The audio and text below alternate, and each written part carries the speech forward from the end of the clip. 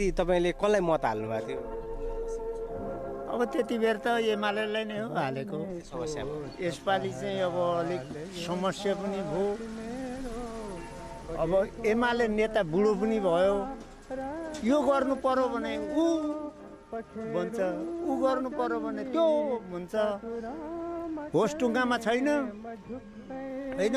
जतिखेर यी बच्चाहरू उसँग एउटा माग लिएर गए बिन्ती बिसाउन, त्यति बेर त्यति ज्ञानी बुद्धिजीवी चाहिँ प्रधानमन्त्री थियो भने ए नानी हो ठिक छ, तिमीहरू चाहिँ नि अत्याचार र उत्पात नगर, तिमीहरूबाट 5 जना चाहिँ प्रतिनिधि आयो, के छ समस्या हामीहरूलाई भन, त्यसको हल गर्ने हाम्रो चाहिँ नि शक्ति रहेछ भने हामी होल गरिदिन्छौँ, तपाईँहरूले उत्पात नगर्नु भनेर भनिदिएको थियो भने बच्चाहरू एउटा पनि मर्ने थिएन, देशको यत्रो नोक्सान क्षति पनि हुन्थेन।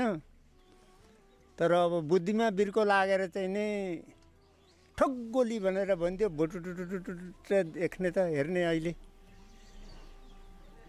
त तपाईँको छोरो चाहिँ नि मरेन, तपाईँको भाइ मरेन, तपाईँलाई चाहिँ नि सन्चो छ। जसका चाहिँ नि ती 700-800 बच्चा मरे, तिनीहरूलाई त कस्तो भएको होला। त तिनीहरूको र हाम्रो छोरामा एउटै होइन र त्यही हो, बिना ज्ञानको अन्धा पेटमा रह्यो त्यसको धन्दा।